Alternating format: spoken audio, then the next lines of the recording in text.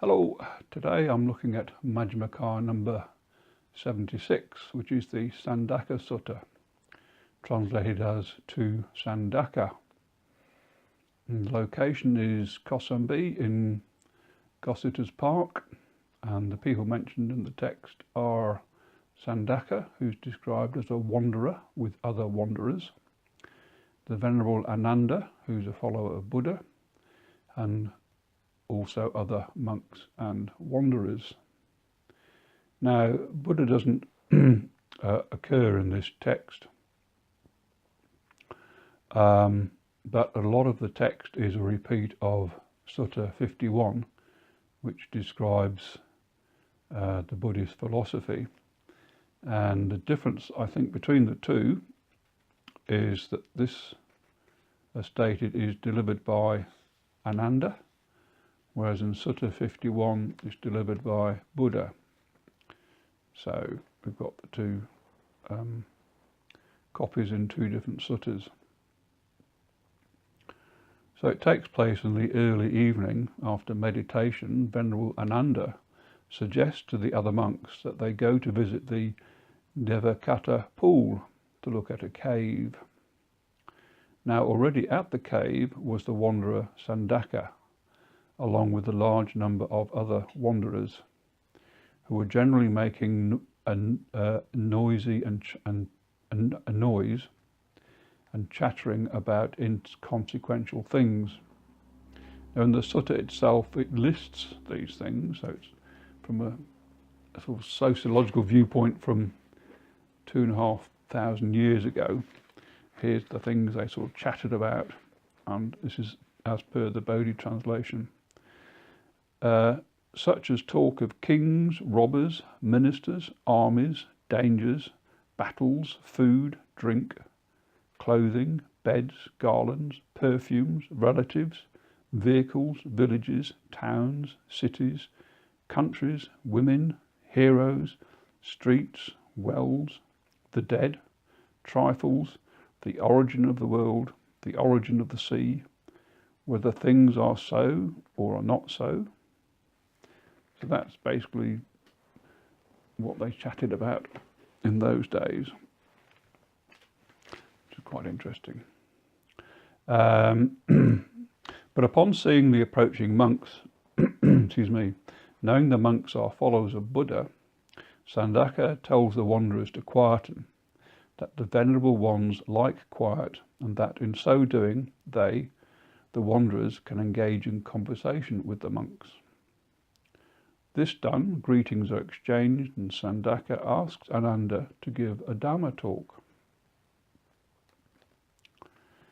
So Ananda begins by saying, there are 4 ways declared by the Blessed One that negate the living of the holy life, and there are 4 ways of the holy life lived without consolation or comfort, which would not achieve attainment of the true way, the Dhamma, that is wholesome. So that's 8 ways in all. So Sandaka asks, what are the first 4 ways? So Ananda explains the first way, and this appears to be a nihilist view. Nothing is given, nothing offered, nothing sacrificed, no fruits or results of good or bad action, no this world, no other world, no mother, no father, no spontaneous rebirths, no good and virtuous recluses who have realized by direct knowledge. That a person consists of 4 elements, and when he dies, earth goes back to earth, water returns to water, fire returns to fire, and air returns to air. The faculties pass over to space. Everything ends in ashes. Giving is a doctrine of fools. When anyone asserts the doctrine of giving, it is seen as an empty, false prattle. Fools and the wise alike are cut off and annihilated with the dissolution of the body. After death they do not exist. So if this teacher's words are true, we are all on the same level, those who have practiced and those who have not practiced. those who have lived the holy life and those who have not lived the holy life. It is superfluous for this teacher to go about naked, to be shaven, to exert himself, to pull out his hair and beard, since I, who live in a fine house, crowded with children, enjoying all the luxuries, shall reap the exact same destination as the good teacher. What do I know and see that I should lead the holy life under this teacher? Nothing. So I would turn away and leave. Again, Sandaka, some teachers hold the doctrine and view as follows. No evil is done by the doer. When one acts or makes others act, mutilating, slaughtering, inflicting torture, seducing another's wife, committing burglary, breaking other precepts, wholesale slaughter, such as wholesale slaughter, there would be no evil and no outcome of evil. Similarly, if one were to give gifts, make offerings, and make others make offerings, there would be no merit or outcome of merit. So the teacher holds the doctrine and view, when one acts, there is no merit and outcome of merit. Again, if this teacher's words are true, then both of us are equal. We stand at the same level. Doing evil produces no consequence. Doing good produces no consequence. So once again, a person would turn away from this holy life as it yields no results. Again, Sandaka, here some teacher holds such a doctrine and view as this. There is no cause or condition for the defilement of beings. Beings are defiled without cause and condition. There is no cause and condition for purification. There is no power, no energy, no strength, no endurance. All beings and living creatures are without mastery, power and energy, moulded only by destiny, circumstance and nature. They experience pleasure and pain in the 6 classes. So the 6 classes of the world, I think, the gods, demigods, humans, animals, hungry ghosts and hells. When a wise man considers this view, that there is no cause, that is, what will be, then if this teacher's words are true, then we are on the same level, I who have not practiced the teaching and he who has practiced it. But I do not say that both of us will be purified without cause and condition. So it is superfluous for this good teacher to teach about cause and condition. So when the wise man finds this way negates the holy life, he turns away from it and leaves it. This is the third way that negates the living of the holy life that has been declared by the Blessed One. Again, Sandaka, some teachers hold the view as follows, and this one I'm paraphrasing because it's quite long. As Venerable Ananda describes a rules-based belief system. That is, in this belief, there are many, almost as many, an infinite number of different rules that all will have to follow. For example, there are 8,400,000 great eons wherein by running and wandering through the rounds of rebirths, fools and wise men will make an end to suffering. The round of rebirths is prescribed. There is no shortening or extending it, just as a ball of string, when thrown, goes as far as the string length will allow. In this belief system, there is none of this, by this virtue or holy life I shall make unripened action ripen, or annihilate ripened action as it comes. So a wise man thinks, it is superfluous for this teacher to go about naked, be shaven, exert himself in the sitting position, pull out his hair and beard, since I, who live in a fine mansion with family and friends, shall reap exactly the same destination as this great teacher. So he negates living the holy life, turns away and leaves it. So that's the 4th way. Sandaka then comments, it is masterful, Ananda, how the 4 ways that negate the living of the holy life have been declared by the Blessed One. But tell me, what are the 4 kinds of holy life without consolation that have been declared by the Blessed One, wherein a wise man would not live the holy life and would not attain the true way, the Dhamma. Here, Sandaka, Ananda replies, some teacher claims to be omniscient and all-seeing, to have complete knowledge at all times, and yet this man enters an empty house, gets no alms food, a dog bites him, he confronts a wild elephant, he asks the name and clan of a woman or man, he asks the name of a village and the way to go there.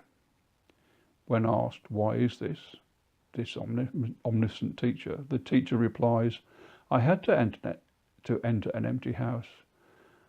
I had to get no alms food. I had to be bitten by a dog. That is why I was bitten.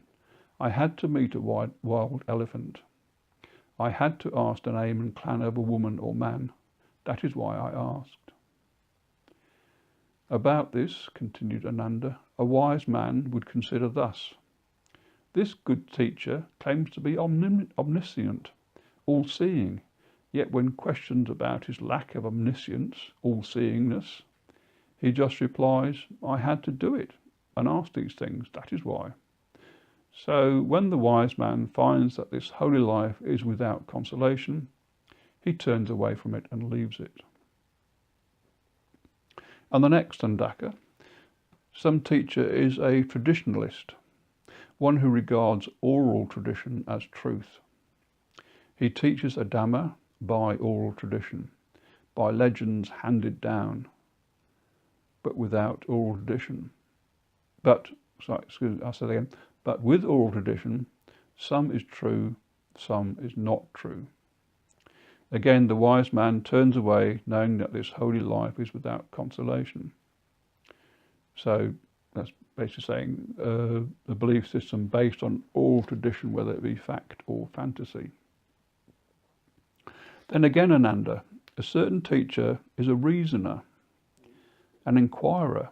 He teaches a Dhamma hammered out by reasoning, following lines of inquiry as they occur to him. But when a teacher teaches by reasoning and inquiry, some is well reasoned, some is wrongly reasoned, some is true, some is not. When the wise man realizes that some reasoning is true, but some otherwise, he finds this holy life without consolation and turns away. And the fourth kind of holy life, here a certain teacher, dull and confused, is dull and confused. And because he is dull and confused, when asked such and such a question, he engages in verbal wriggling. I don't say it is like this, and I don't say it is like that. I don't say it is otherwise, and I don't say it is not so, and I don't say it is not so. And when the wise man realizes this good teacher is dull and confused, that this holy life is without consolation, he turns away from it and leaves it. So Sandaka then asks, after thanking Ananda for his explanations, how would a teacher assert and declare whereby a wise man would live the holy life and attain the true way, the Dhamma? And this is where there's the repeat of the Sutta 51.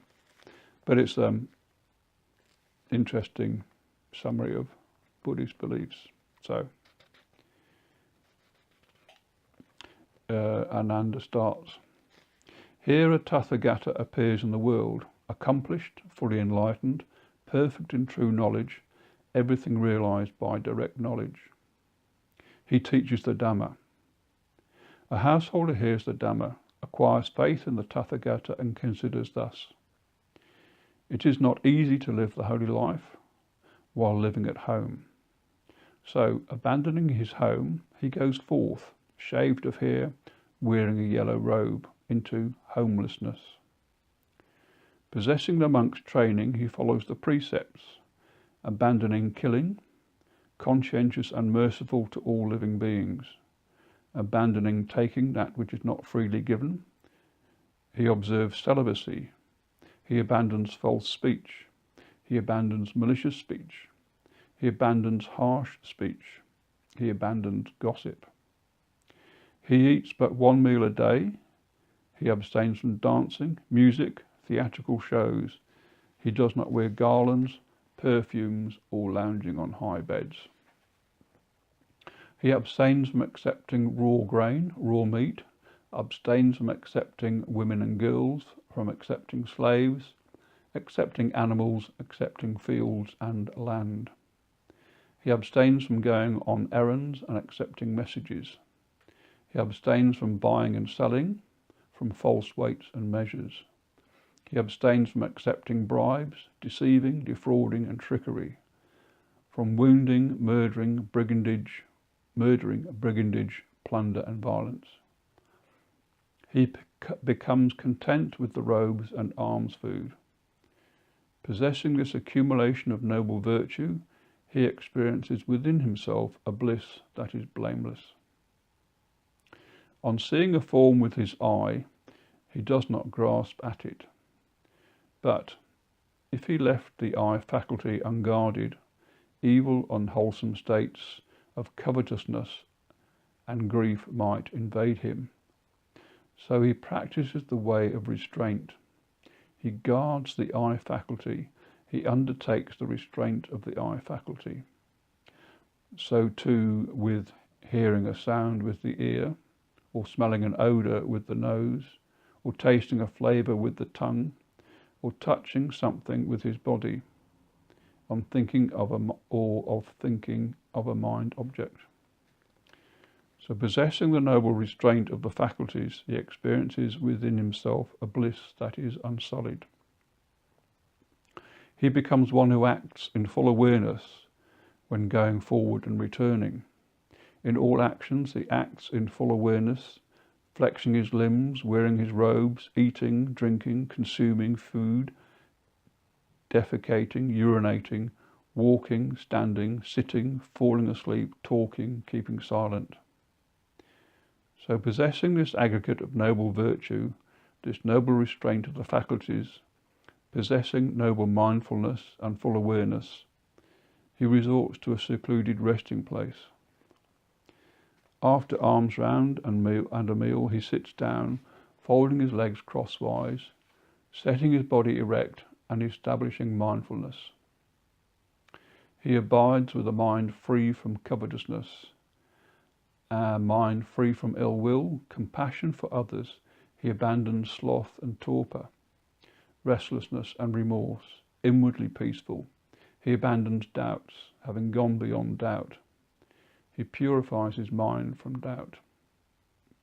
Having thus abandoned the 5 hindrances of sloth, ill will, drowsiness, restlessness and doubt, secluded from sense pleasures, secluded from unwholesome states, he enters upon and abides in the first jhana, which is accompanied by applied and sustained thought, with rapture and pleasure born of seclusion.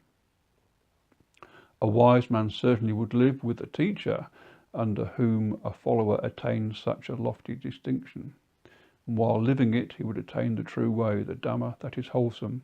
Ananda adds. Again, with the stilling of applied and sustained thought, he enters upon and abides in the second jhana, which has self-confidence and singleness of mind without applied and sustained thought, with rapture and pleasure born of concentration.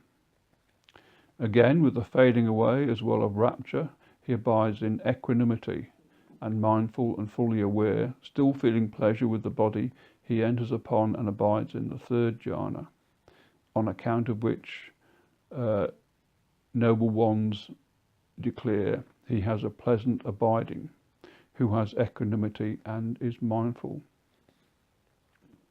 Again, with the abandoning of pleasure and pain, and with the previous disappearance of joy and grief, he enters upon and abides in the fourth jhana, which has neither pain nor pleasure, and has purity of mindfulness due to equanimity. A wise man certainly would live the holy life with a teacher under whom a follower attains such a lofty distinction, says Ananda. When his concentrated mind is thus purified, bright, unblemished, rid of imperfection, malleable, wieldy, steady, and attained to imperturbability. He directs his mind to knowledge of the recollection of past lives. He recollects his first birth, his second, third, 20 births, 100 births, 1,000 births, 100,000 births, many eons of world contraction, many eons of world expansion. He thinks, there I was so named of such a clan, with such an appearance, such was my nutriment, my experience of pleasure and pain, my life term. And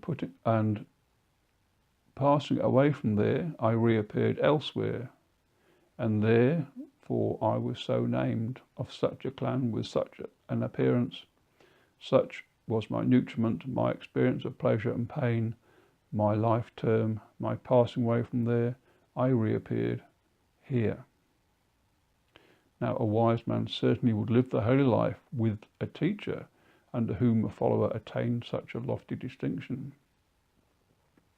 And when his concentrated mind is thus purified, bright and blemished, steady, he directs it to knowledge of the passing away and reappearance of beings.